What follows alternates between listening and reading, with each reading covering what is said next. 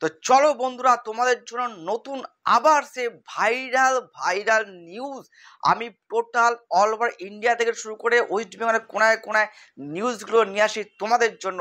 চলো আগে নিউজটা দেখে নি স করে একদম। কলকাতা থেকে এক বড় নেত্রী এসেছিলেন মুসলিমদেরকে ভুল বুঝিয়ে তাদেরকে ধর্মের নামে সাম্প্রদায়িকতার বীজ বপন করে ঐক্যবদ্ধ করে আপনাদের ভূমিপুত্র শুভেন্দু অধিকারীকে হারিয়ে দেওয়ার জন্য আপনারা গরিষ্ঠ সংখ্যক মানুষ অনেক কিছু পাওয়ার প্রলোভনকে প্রত্যাখ্যান করে বাড়ির ছেলেকে বন্ধুকে ভাইকে আপনারা বিধানসভায় পাঠিয়েছেন, বিরোধী দলনেতা করেছেন। আপনারা লড়াই করতে জানেন, আত্মসম্মান বোধ মেরুদণ্ড সোজা রেখে লড়াই করা আপনাদের কাছ থেকে সবাই শিখতে পারে। একটা সময় মহামতি গোখলে বলতেন, what Bengal things today rest of the India things tomorrow.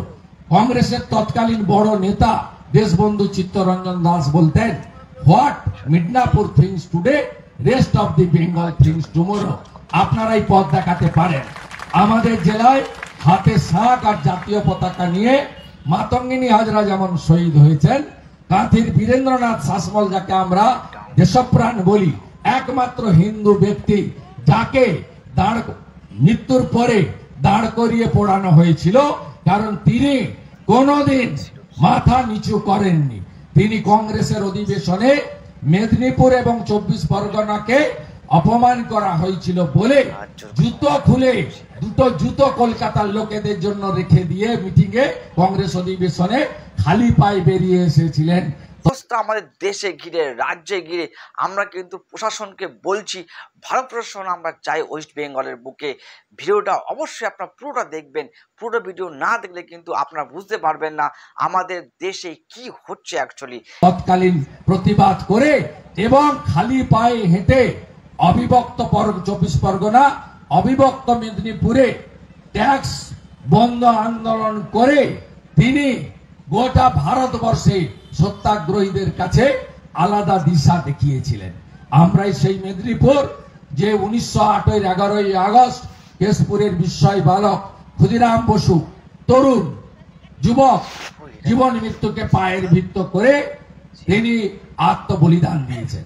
আমরাই সেই মেদিনীপুর যেখানে বর্ণ পরিচয়ের স্রষ্টা বিদ্যাসাগর জন্মগ্রহণ করেছিলেন, নইলে বাংলাতে নিজের নাম পরিবারের নাম কেউ লিখতে পারতেন না।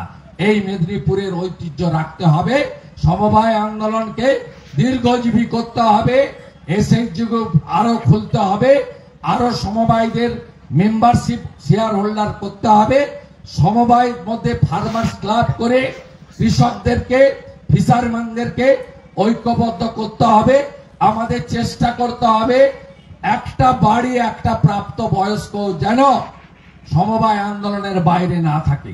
কাউকে এসকেইউএস এর মেম্বার করুন, কাউকে ইসিসিএস এর মেম্বার করুন, কর্মচারীদের তন্তুবায়ীদের উইভার্স মেম্বার করুন, ফিশারম্যানদের ফিশারম্যান সোসাইটির মেম্বার করুন, মায়েদের এসএসটি গ্রুপে আনুন, কৃষকদের নিয়ে ফার্মার্স ক্লাব গঠন করুন, আরবান ব্যাংকের মেম্বার হন, এআরডিবির মেম্বার হন, লোন নিন এবং সর্বোপরি সমবায় সাতরঙা তার মর্যাদা রেখে অর্থনৈতিক সামাজিক আরো দৃঢ়ীকরণ শক্তিশালী করার কাজ